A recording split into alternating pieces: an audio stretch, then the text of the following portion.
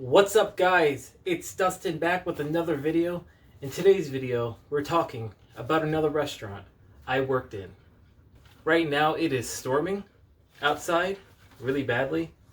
My puppy is hanging out in the room because he really doesn't like thunderstorms and stuff like that. So if you do hear the storms outside, I do apologize. If you hear my dog panting like a maniac, he's scared. So yeah, he's hanging out next to me. So let's talk about this job. I worked at a restaurant that was on the water. The kitchen ended up being actually rented out to my bosses, and the rest of the restaurant was owned by the actual restaurant. So we ran the kitchen, they ran everything else. All the bars outside, the concert bar and everything. And they even had, they also rented out like a little space for a sushi company. So this place had sushi, had open bars, it had a concert thing outside. It had a food truck that we actually rented out. It was a really crappy food truck, but very weird. So different areas were rented out, and the food was up to us, and all the other things were up to the restaurant. And that led to a lot of problems. I was searching on Indeed for a job. I'm a simple man. I go for simple jobs. I applied to be a dishwasher. I think I've heard that one before. I think there was a common theme with me and jobs. But anyway, so I applied to be a dishwasher. And we had this weird team meeting before I actually started working. And I met the other people I'm going to be working with. And I thought, this is going to be a lot of fun. So there's a kid, who was going to be working on the line. He worked construction or something beforehand, so he had no cooking experience. There was his dad and his son, and they were kind of weird.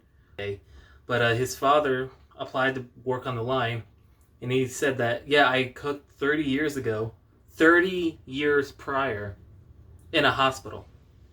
That is quite the accomplishment. But anyway, so we're doing this like team meeting before we actually open up for the season, and yeah, meeting the cast and crew, and it's going all right. And I was told that we're going to sign contracts for like food and like, oh, you can't take our recipes and take it anywhere else, kind of thing. I ended up never actually signing anything, I don't think, or maybe we didn't right in the beginning. Break it down, like I said, the kitchen they rented out. My bosses were a couple, an older couple. The husband was a retired football coach, and the other lady, I think she did like counseling and stuff. And they actually own, I don't know if they still do, but they owned a little tiny like restaurant setup, kind of like food stand, I guess, something like that, like a really tiny kitchen, that's it, up in North Jersey where they lived. So they took their concept of owning a restaurant, I guess, to bring it down to the shore down South Jersey on the water. And I guess that's what they thought, like, oh, we're gonna retire on restaurants. I don't know, but yeah, it was a weird, it just didn't work, clearly. And yeah, my first day, guys. The first day I was there.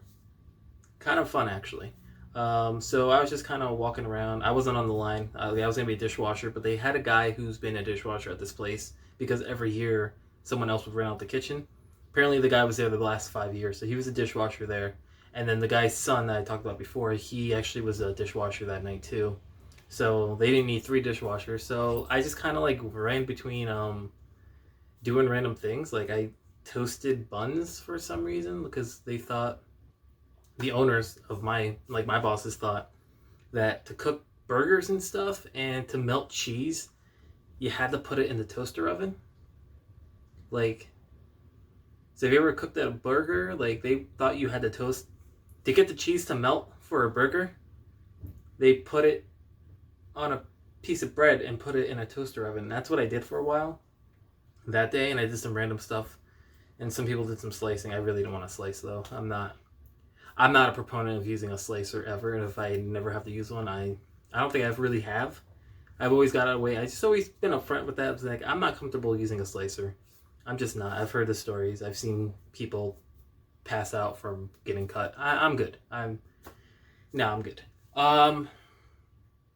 Yeah, so the husband really thought that the best way to melt the cheese was to toast a bun in a toaster oven.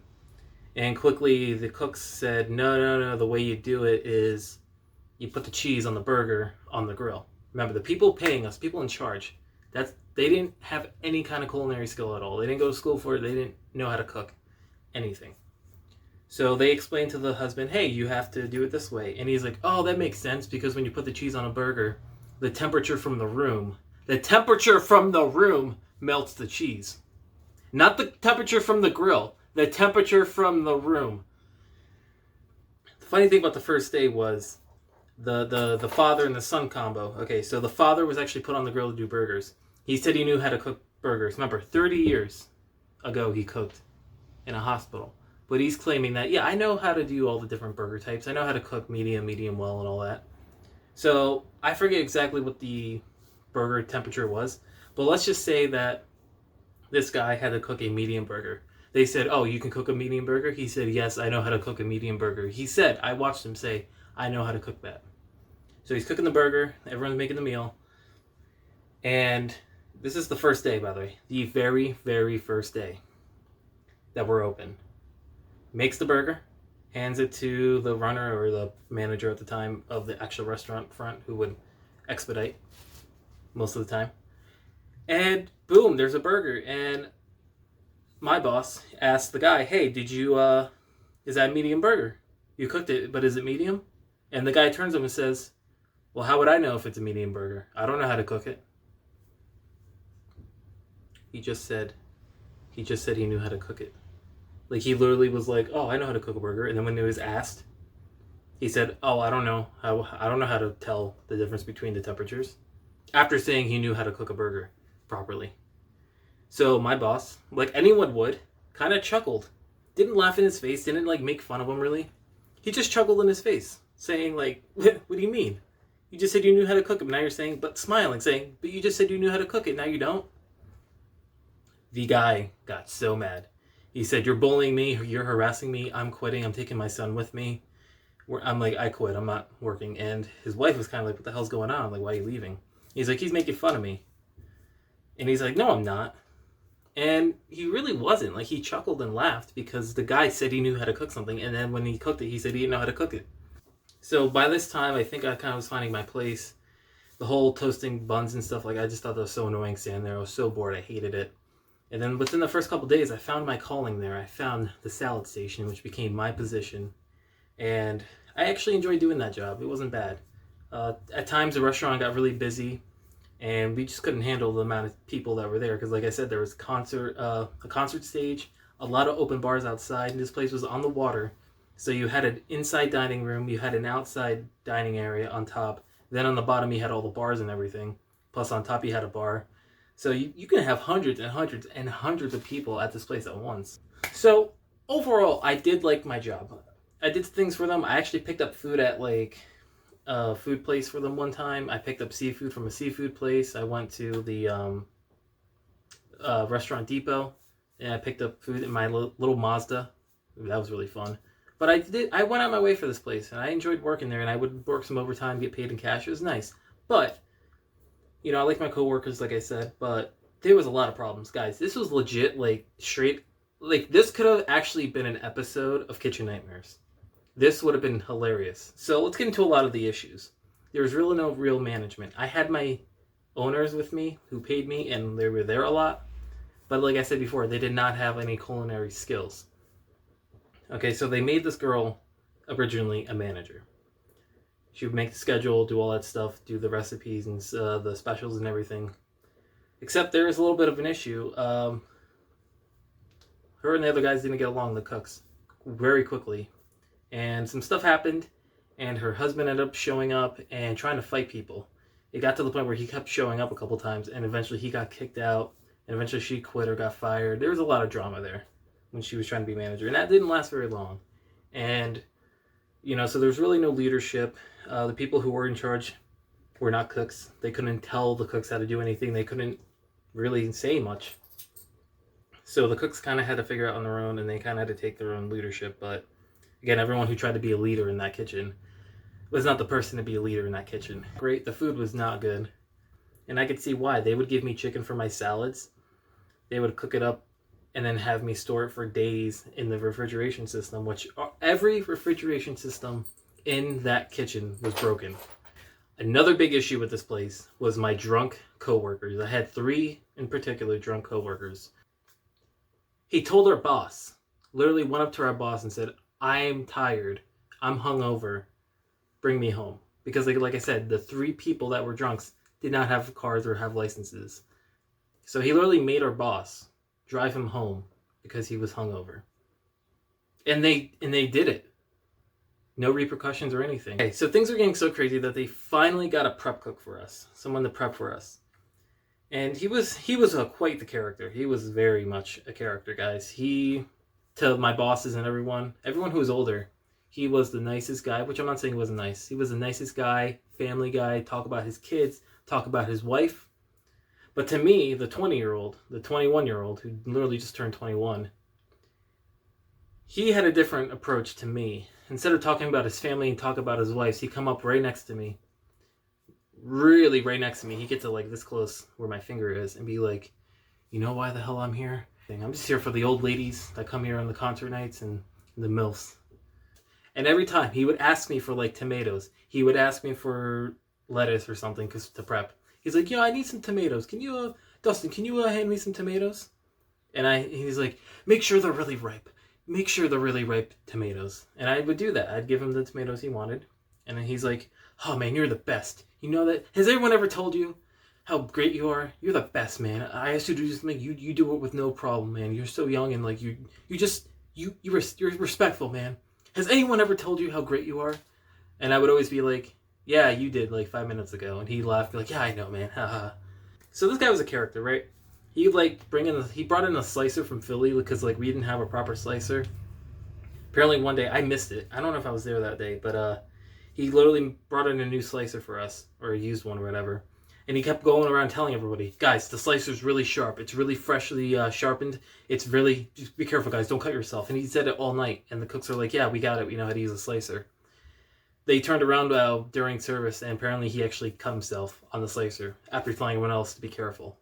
So he cut himself, even though he was warning everyone else to be careful.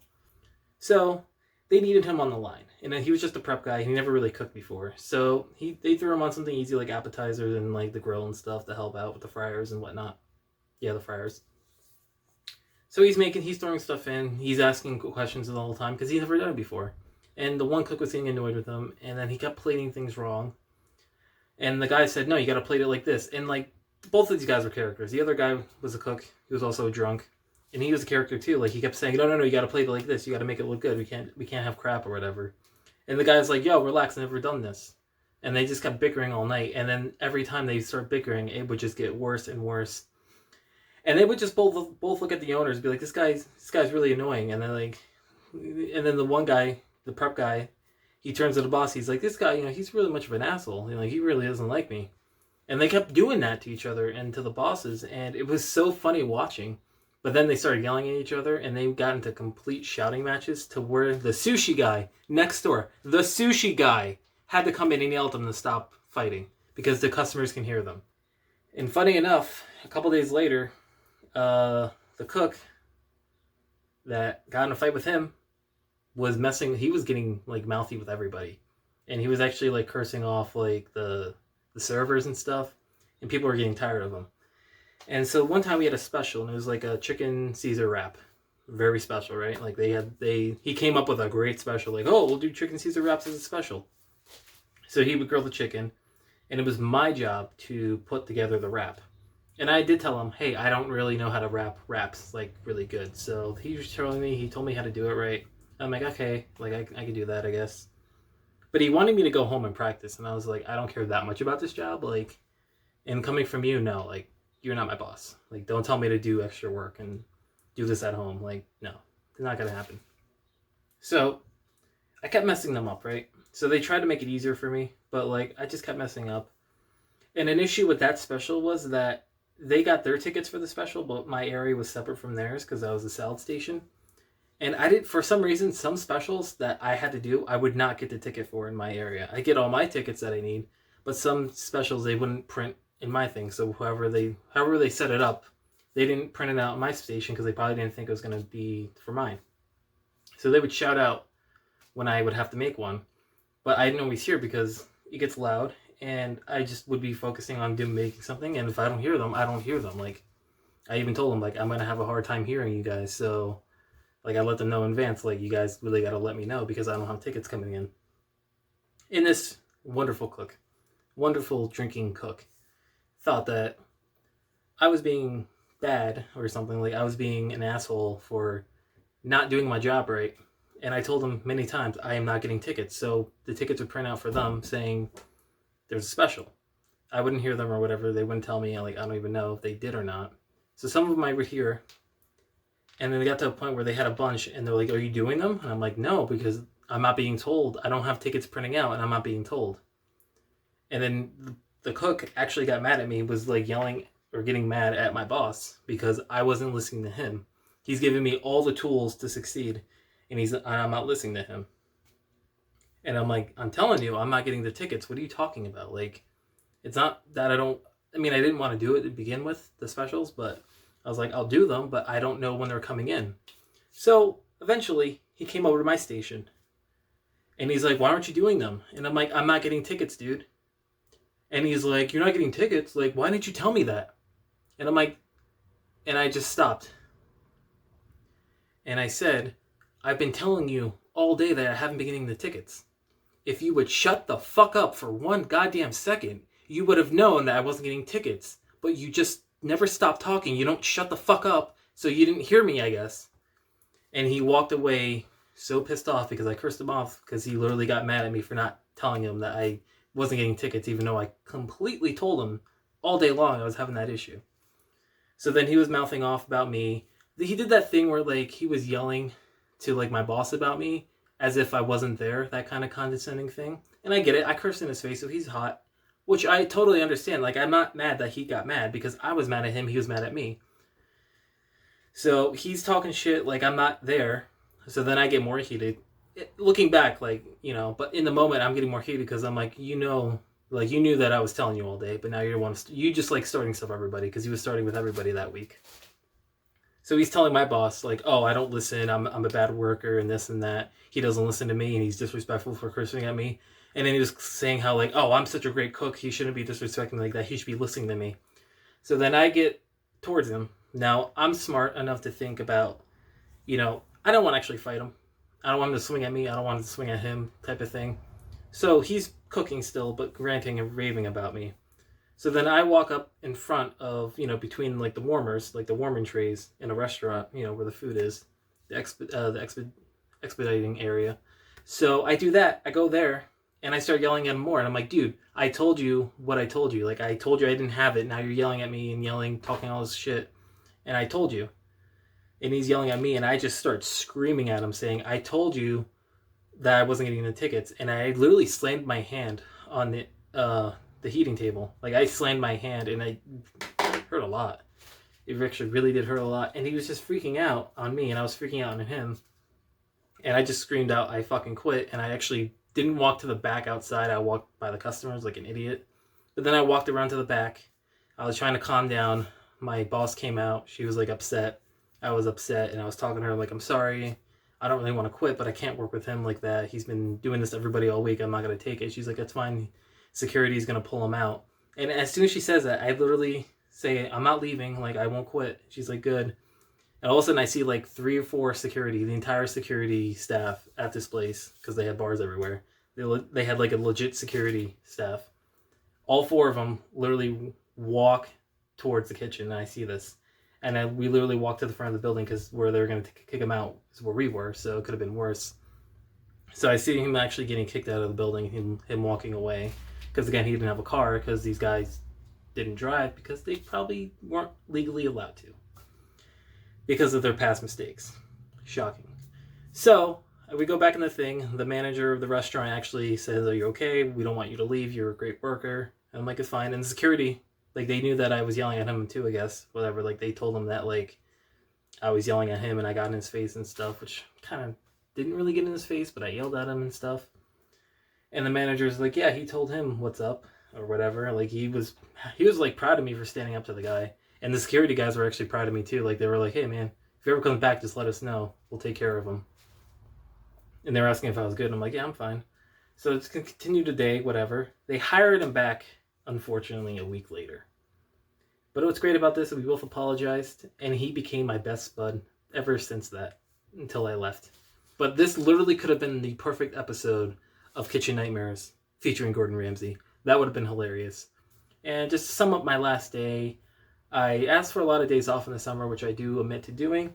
I was like 21. I literally just turned 21, and I wanted to have some form of a life since I was working there all summer, and I was doing a lot for them. And I was told, I'm like, oh, I just want to take this one Sunday off for the nighttime so I can do this and that. And she said no. And I'm like, well, she's like, no, you took too many days off. And I'm like, so is this person over here? They're taking a lot of days off too. You give them what they want to. She's like, yeah, but it's different. I'm like, no, it's not different. And I'm like, okay, so you have all these drunk guys. I didn't really say this, but I'm thinking, you have all these drunk guys who take advantage of you. But I'm a good worker who doesn't drink on the job. I don't bring out bottles of alcohol with me, but you're giving me crap for wanting days off? Yeah, so I wanted another day off, and I was told no. So then that whole day I was on my phone just being a dick, and I was just talking to like my fiance, my girlfriend at the time, my friends, saying, hey, listen, I don't know how I'm going to pull it off, but we're going to hang out tonight. I told you we're going to hang out. We're going to be hanging out tonight. We're going to be doing our get-together that we planned weeks in advance. I'm like, I don't care. I'm leaving soon anyway. Or I would say, I don't know how I'm going to pull it off, but I will. And I was on the phone, and my boss just said, well, if you're so unhappy, why don't you just go home? And I'm like, well, you told me I had to work today. She's like, no, just go home. Just go home. I was like, okay. So I got in my car and left. And then I got a text saying, I can't believe you would leave. And I'm like, you told me to. Like, what? So thank you for watching this video, guys. I'm Dustin. I'll see you in the next video.